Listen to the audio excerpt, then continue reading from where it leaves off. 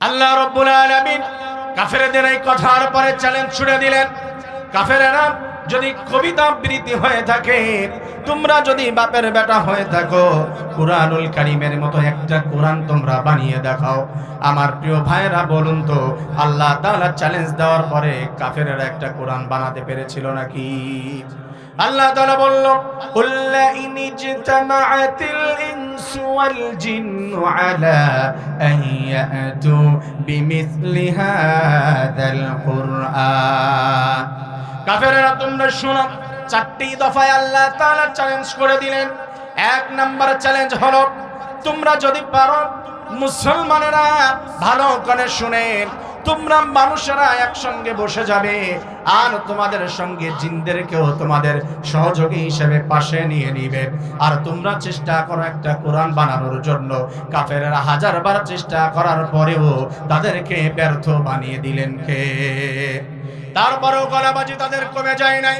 আল্লাহ রাব্বুল আলামিন দুই নম্বরে তাদেরকে চ্যালেঞ্জ করে দিলেন, যেহেতু একটা কোরআন বানাতে পারলা না, কুরআনুল কারীমের ছোট্ট ছোট্ট 10টি সূরা যদি তোমরা পারো, তাহলে তোমরা বানিয়ে দেখাও। আল্লাহ বললেন, আম ইয়াকুলুনা ইফতারা কুল ফাআতু বিআশরি সুওয়ারিম মিন মিসলি।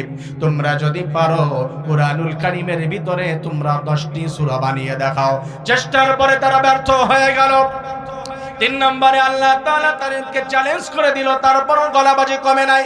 আল্লাহ তাআলা বললেন, ওয়া ইন কুনতুম ফি রাইবিম মিম্মা নাযালনা আলা আবদিনা ফাআতু বিসূরাতিন মিন মিসলিহি ওয়াদউ শুহাদাআকুম মিন দুনিল্লাহ ইন কুনতুম সাদিকিন।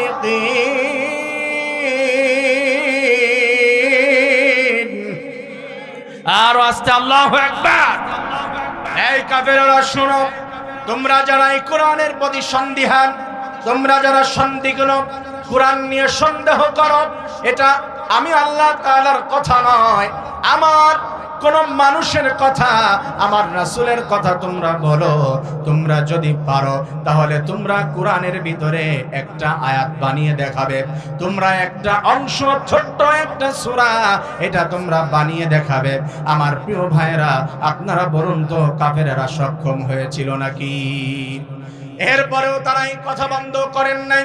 আল্লাহ রাব্বুল আলামিন 4 নম্বর দফায় তাদেরকে চ্যালেঞ্জ করে দিলেন, এ কাফেরেরা শুনো, ফালয়াতু বিহাদিসিম মিসলিহি ইন কানু সাদিকিন। একটা অংশ বানাও, একটা আয়াত বানাও, যদি তোমরা পারো, ছন্দের সঙ্গে, পংক্তির সঙ্গে, অর্থের সঙ্গে মিল দিয়ে যদি পারো, একটা আয়াত বানিয়ে দেখাও। একজন সাহাবী আবেগপ্রবণ হয়ে সূরা কাউসারের 2টি অংশ দিয়ে চ্যালেঞ্জ করা হলো। বলুন তো, সূরা কাউসার কত বড়? হ্যাঁ, কয় লাইন? হ্যাঁ, কয় লাইন? 3 লাইন? 1 লাইন? কয় লাইন? 1 লাইনের মধ্যে সীমাবদ্ধ। আমি আপনাদেরকে বলি, এই যে মাদ্রাসাটি প্রতিষ্ঠিত করা হয়েছে, কয় তলা? 2 তলা, তাই না? এই মাদ্রাসার ফাউন্ডেশন 3 তলা। আমি জাস্ট এক্সাম্পল, 3 তলা ফাউন্ডেশন। একজন কন্ট্রাক্টর ইঞ্জিনিয়ার এসে বলছে, আরে এটা কোনো ব্যাপার, কোন ডিজাইন হলো? বলা হলো, আপনি যদি পারেন, এটা ডিজাইন হয়নি আপনার কাছে, কত মিলি রড দেওয়া হয়েছে, ফাউন্ডেশন কতটুকু নিচে মাটির থেকে তুলে উঠানো হয়েছে, ঢালাই দিয়ে ডিটেইলস তাকে বলে দেওয়া হলো। 1ম তলা দেখবেন ডিজাইন, 2য় তলাও দেখবেন, 3য় তলা এই আঙ্গিকে কেমন হবে, পারলে আপনি বানিয়ে দেখান।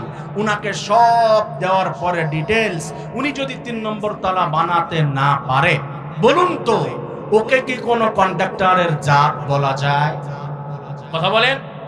আমি শর্ট করে বলছি, কাফেরেরা বলল যে আমরা বিশ্বাস করি না, এটা তোমার সৃষ্টিকর্তার কথা। কোরআনের ফাউন্ডেশন দেওয়া হলো, বোঝানোর জন্য বলছি। সূরা কাউসারের বিসমিল্লাহির রহমানির রহিম 1 নম্বর তালা 1 নম্বর আয়াত, ইন্না আ'তাইনাকাল কাউসার। 2 নম্বর তালা মনে করেন, 2 নম্বর আয়াত, ফাসাল্লি লিরাব্বিকা ওয়ানহার। তাদেরকে দিয়ে দেওয়া হলো হাতের ভিতরে, তোমরা পারলে বানিয়ে দেখাও। 3 নম্বর অংশ কি হবে? হাতের ভিতরে নেওয়ার পরে ব্রেন হ্যাং হয়ে যায়, বানাতে পারে না। তৎকালীন যুগের ইন্টারন্যাশনাল কবি, নোবেল প্রাপ্ত কবি, সেই জামানার ভাষায় বলছি, সব থেকে বড় কবি লাবিদের কাছে চলে গেল। লাবিদ, তুমি বলো কোরআন